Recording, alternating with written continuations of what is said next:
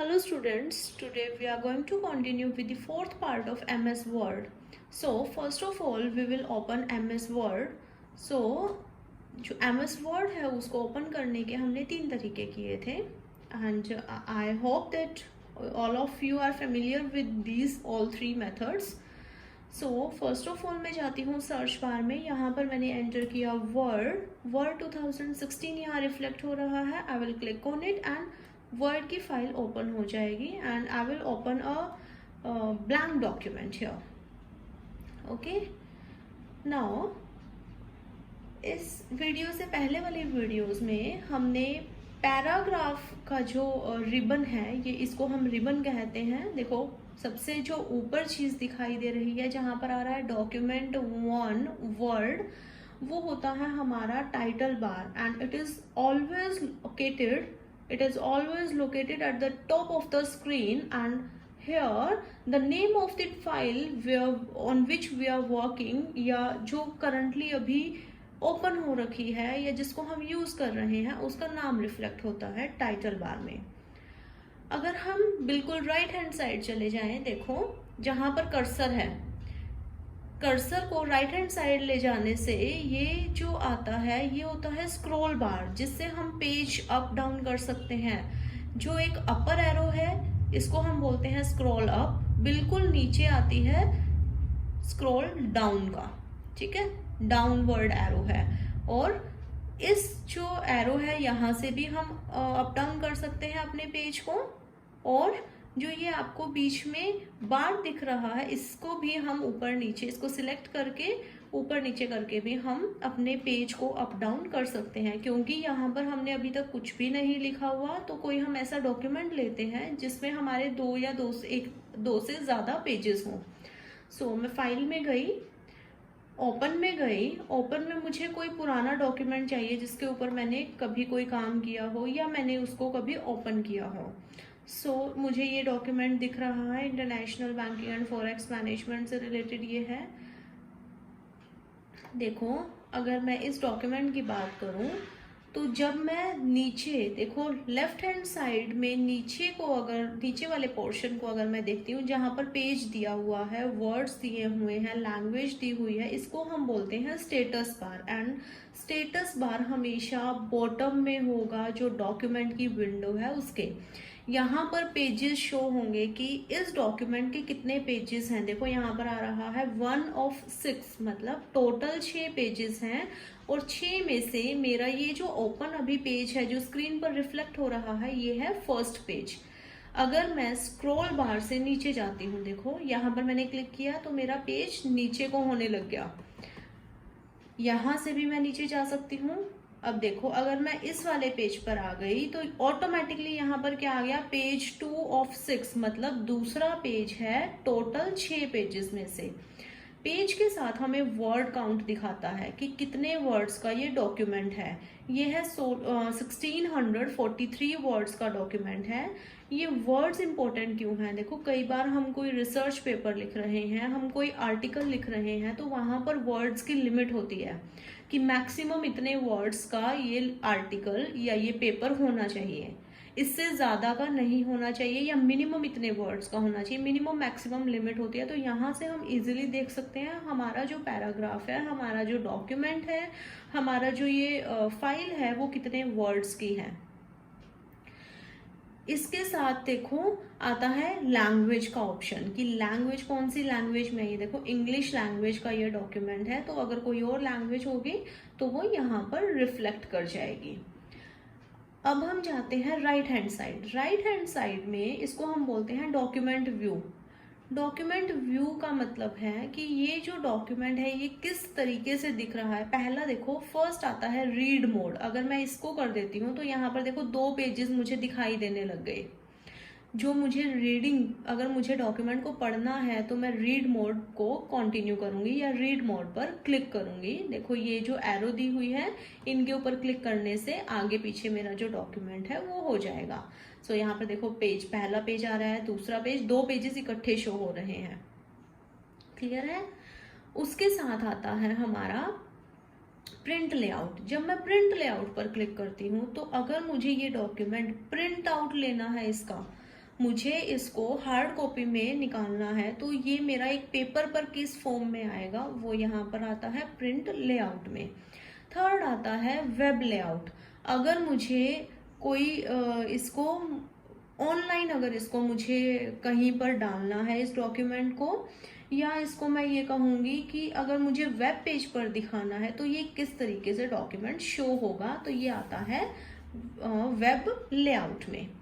Web layout के बिल्कुल साथ हमारा जो जूम बार होता है, देखो ये ऑटोमेटिकली बाय डिफॉल्ट 100 पर होता है, मतलब 100% हमें व्यू दिख रहा है। अगर मुझे इसको बड़ा या छोटा करना है, अगर छोटा करना है तो मैं इसको अपने लेफ्ट हैंड साइड लेके जाऊंगी। देखो इसको सिलेक्ट किया, इसको जैसे ही सिलेक्ट किया वैसे इसको मैं मूव कर गई लेफ्ट हैंड साइड में। जैसे जैसे लेफ्ट हैंड साइड में करती गई वैसे वैसे जो इसका व्यू है वो छोटा होता गया, जूम इन होता गया। और जैसे जैसे मैंने इसको राइट हैंड साइड में लेके गई वैसे वैसे जो मेरा टेक्स्ट है वो मुझे देखो कितना बड़ा दिखाई दे रहा है। और अगर मैं इसको 100% पर कर दूं तो ये नॉर्मल मुझे टेक्स्ट अपना दिखाई देगा। तो ये है हमारा जूम बार। अब देखिए हमने यहाँ पर जो लास्ट वीडियो थी उसमें हमने अपनी ये कर लिया था, अपना अलाइनमेंट कर ली थी कि कौन सी अलाइनमेंट में, किस अलाइनमेंट में हमने अपने टेक्स्ट को लिखना है। देखो इसको मैं एक बार दोबारा से बता देती हूँ। मान लो इंट्रोडक्शन मुझे बीच में चाहिए तो मैंने इंट्रोडक्शन को सिलेक्ट किया और सेंटर अलाइन पर कर दिया, तो ये बिल्कुल बीचों बीच आने लग गया मेरे पेज के। अगर मुझे इसको राइट हैंड साइड में दिखाना है तो मैंने राइट अलाइन कर दिया, इसको लेफ्ट दिखाना है तो लेफ्ट अलाइन कर दिया, और इसको अगर दोनों बीच में रखना है, जस्टिफाई करना है कि मेरा जो डॉक्यूमेंट है उसमें जितने भी वर्ड्स, अब देखो जो नीचे वाले वर्ड्स है, नीचे वाली जो लाइंस है वो देखो ये लाइन बड़ी है, फिर ये छोटी है, फिर ये बड़ी है, फिर ये उससे छोटी है। तो मुझे अगर इसको जस्टिफाई करना है तो देखो मैंने इसको सिलेक्ट किया और मैं फोर्थ ऑप्शन पर गई, जस्टिफाई, जिसके शॉर्टकट की है Ctrl+J, जिसमें इवन मार्जिन होगा दोनों साइड मेरे डॉक्यूमेंट के। देखो अब देखो ये जो लाइंस है, पहली 3 लाइंस बिल्कुल इक्वली यहीं से देखो यहाँ से स्टार्ट हो रही है और इक्वल स्पेसिंग पर ही ये खत्म हो रही है।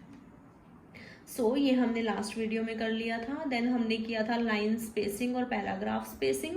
आज हम इसके आगे वाले ऑप्शंस पर को कंटिन्यू करते हैं। आगे वाला ऑप्शन जो है वो देखो शेडिंग का आता है। शेडिंग में सपोज मुझे इंट्रोडक्शन जो है इसको शेड देनी है कोई, तो मैंने इंट्रोडक्शन को सिलेक्ट किया और शेडिंग पर गई। बाय डिफॉल्ट ये व्हाइट कलर होता है। व्हाइट कलर का क्या मतलब है, कोई शेडिंग नहीं है। मैंने जो स्क्रॉल डाउन वाला जो बटन है वहां पर मैंने क्लिक किया।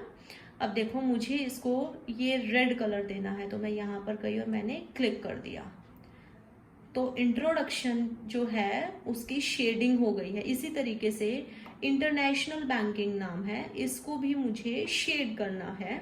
तो अगर मुझे किसी और कलर में शेड करना है तो मैं फिर से ड्रॉप डाउन उसमें क्लिक किया मैंने और मैंने येलो कलर सेलेक्ट कर दिया। तो ये देखो ये इस तरीके से हम अपने डॉक्यूमेंट को शेड दे सकते हैं। हम पूरे डॉक्यूमेंट को भी शेड दे सकते हैं। अगर सपोज मुझे अपने पूरे पेज को शेड देनी है, मैंने अपने पूरे पेज को सिलेक्ट किया। ये पेज मेरा यहाँ पर ख़त्म हो रहा है, इसको सिलेक्ट किया और मैंने येलो पर क्लिक कर दिया, तो ये मेरे पूरे पेज की शेडिंग हो गई। क्लियर है? पीछे हमने किया था हाईलाइट, अब हमने किया है शेडिंग। नेक्स्ट देखो इसको हम हटा देते हैं, इसको Ctrl+Z करके भी हम हटा सकते हैं। Ctrl+Z कर दिया हमने, तो हमने इसकी जितने भी शेडिंग की थी वो सारी हटा दी है। इसके बाद आता है हमारा बॉर्डर का ऑप्शन। देखो मुझे कोई अगर किसी टेक्स्ट को मुझे किसी बॉक्स में शो करना है तो मैं क्या करूँगी, मैंने सपोज इसको सिलेक्ट किया, फर्स्ट पैराग्राफ को सिलेक्ट किया। अब मैं बॉर्डर्स पर गई।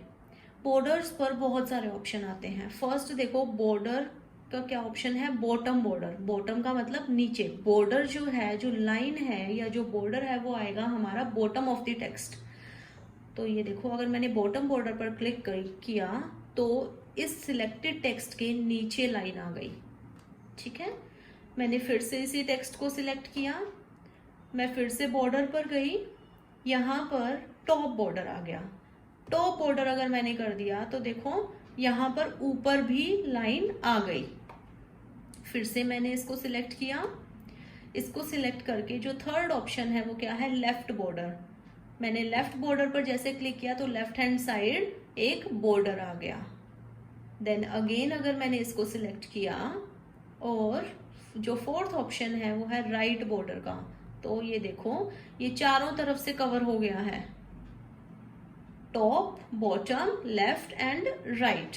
इसको हम हटा देते हैं कंट्रोल Z करके, ये हट गया है। देखो अब सपोज मैंने इन दो पैराग्राफ्स को सिलेक्ट किया और मुझे एक ऑप्शन आ रहा है, देखो नेक्स्ट जो आ रहा है वो नो बॉर्डर का, कि मुझे कोई बॉर्डर ही नहीं देना है। अब अगर मुझे ऑल बॉर्डर्स पर जाना है तो देखो जो मैंने, क्योंकि पहले मैंने सिलेक्ट किया था सिर्फ एक ही पैराग्राफ, अब अगर मैं दो पैराग्राफ्स को सिलेक्ट कर रही हूँ या सपोज मैं इन चारों पैराग्राफ्स को सिलेक्ट कर रही हूँ और मैं गई ऑल बॉर्डर्स पर, तो ये देखो चारों जो पैराग्राफ्स हैं ये अलग अलग बॉक्सेस में आ गए। क्लियर है। नेक्स्ट देखो आ रहा है आउटसाइड बॉर्डर। आउटसाइड बॉर्डर का क्या मतलब है, जो टेक्स्ट है उसके बाहर बॉर्डर दिखाना है। इसी तरीके से हम इनसाइड बॉर्डर्स को यूज कर सकते हैं। तो बहुत सारे हमारे पास ऑप्शंस हैं। नॉर्मली ये जो ऑप्शन है बॉर्डर का, ये हम यूज करते हैं जब हम यहाँ पर टेबल इंसर्ट करते हैं। टेबल इंसर्ट करना भी हम आगे सीखेंगे। अभी हम देखो होम टैब कर रहे हैं। इसके बाद देखिए, इसके बाद इसको हम हटा देते हैं सारी इसको फॉर्मेटिंग को। इसके बाद ऊपर ऑप्शन आता है हमारा सॉर्टिंग का। कई बार हम मान लो कोई लाइन लिख रहे हैं या हम कोई वर्ड्स लिख रहे हैं, हमें उनको सॉर्ट करना है असेंडिंग टू डिसेंडिंग। मतलब मैं ये चाहती हूँ कि अल्फाबेटिकली ये सॉर्ट हो जाए, मेरा जितने भी मैटर है, जितना भी मैटर है सारा का सारा सॉर्ट हो जाए। तो मैंने क्या किया, इन चारों पैराग्राफ्स को सिलेक्ट किया। इन चारों पैराग्राफ, देखो नॉर्मली हम सॉर्टिंग जो करते हैं वो वर्ड्स की करते हैं, पैराग्राफ्स की नहीं करते हैं। लेकिन फिर भी अगर हमें पैराग्राफ की सॉर्टिंग करनी है तो मैंने इनको सिलेक्ट किया। सिलेक्ट करने के बाद मैं सॉर्टिंग पर गई, सॉर्ट पर, सॉर्ट टेक्स्ट। सॉर्ट कैसे करना है, देखो मुझे पैराग्राफ से करना है तो यहाँ पर देखो ऑप्शंस हैं। हेडिंग से सॉर्ट करना है तो मैंने पैराग्राफ सिलेक्ट किया है, तो मैं पैराग्राफ से ही उसको सॉर्ट करूंगी। यहाँ पर ऑप्शन आया असेंडिंग और डिसेंडिंग का। असेंडिंग का क्या मतलब है, पहले ए वाले लेटर्स ऊपर आएंगे। ए से जो डॉक्यूमेंट, जो पैराग्राफ ए से स्टार्ट हो रहा है, अगर ए से नहीं है तो बी से, देन सी से, तो असेंडिंगली जो हमारे ABCD के हिसाब से जो हमारी नंबर अल्फाबेट्स हैं उनके हिसाब से सॉर्ट कर देंगे। अगर असेंडिंग किया तो पहले ए वाले आएंगे, फिर बी वाले आएंगे और लास्ट में आएंगे जेड वाले। और अगर मैंने डिसेंडिंग किया तो पहले जेड वाले, उल्टा शुरू होगा वो। ठीक है, सबसे पहले मैंने इसको असेंडिंग से किया, तो मैंने जैसे ही इसको ओके किया तो देखो एफ सबसे पहले आ रहा है। जो फर्स्ट वर्ड है इनका, F for example means F सबसे पहले आया। फिर आया इंटरनेशनल बैंकिंग। देखो इंटरनेशनल बैंकिंग दोनों में सेम है, तो यहाँ पर जो थर्ड जो वर्ड है उसके हिसाब से सॉर्टिंग होगी। ये देखिए इंटरनेशनल बैंकिंग यहाँ पर, और जो थर्ड पैराग्राफ है इन दोनों में सेम है, तो ये डिक्शनरी के हिसाब से सॉर्टिंग होती है। ये दोनों वर्ड सेम है, जो थर्ड वर्ड है उसके हिसाब से सॉर्टिंग होगी। यहाँ पर P पहले आता है और S बाद में आता है, और उसके बाद जो सॉर्टिंग हुई है दिस, T सबसे लास्ट में आता है। इसको हम किसी और फॉर्म में करके देखते हैं। देखो इसको चलो हम डिलीट कर देते हैं, बैक स्पेस मैंने कर दिया। यहाँ पर मैंने कुछ वर्ड्स डाल दिए, लाइक किसी का नाम डाल दिया, राम, श्याम, मोहित, रोहित, लता, मंजू, निशा, अंकिता, अमित। सपोज ये वर्ड्स डाल दिए और इनकी मुझे सॉर्टिंग करनी है, तो मैंने क्या किया, इनको मैंने सिलेक्ट किया, सबको सिलेक्ट कर लिया। सॉर्ट पर गई, सॉर्ट पर मुझे कैसे करना है, इनको असेंडिंग ऑर्डर में सॉर्ट करना है। मैंने ओके पर क्लिक किया तो देखो अमित पहले आ गया, अंकिता उसके बाद, फिर लता, मंजू, मोहित, निशा, राम, रोहित और श्याम। अगर इसी को मुझे डिसेंडिंग ऑर्डर में सॉर्ट करना है तो मैं फिर से सॉर्ट पर गई, मैंने इसको सिलेक्ट किया डिसेंडिंग। देखो पहले था असेंडिंग और अब है डिसेंडिंग। डिसेंडिंग पर जैसे ही मैंने क्लिक किया और फिर मैंने किया ओके, तो सबसे लास्ट वाला जो पहले वर्ड आ रहा था, जो नाम आ रहा था श्याम, पहले वाले में क्या आ रहा था, बिल्कुल लास्ट में, अब आ गया सबसे पहले। सो श्याम, रोहित, राम बिल्कुल उल्टा हो गया। तो ये होती है हमारी सॉर्टिंग। सो आज हम इतना ही करेंगे इस वीडियो में। इस वीडियो में हमने क्या क्या कवर किया है, हमने टाइटल बार बताया, देन जो स्क्रॉल बार है वो हमने देखा, उसके बाद हमने स्टेटस बार की बात की जो बिल्कुल लेफ्ट हैंड साइड पर होता है, देन डॉक्यूमेंट व्यू हमने किया, जूम इन जूम आउट हमने किया, और हमने जो पैराग्राफ रिबन है, जो इसको हम रिबन कहते हैं, देखो जो ये सारे ऑप्शंस शो हो रहे हैं इनको रिबन बोलते हैं। यहाँ पर हमने क्या क्या किया है, अपनी शेडिंग कैसे देते हैं, बॉर्डर कैसे दे रहे हैं, और सॉर्टिंग कैसे करते हैं टेक्स्ट की। Thank you.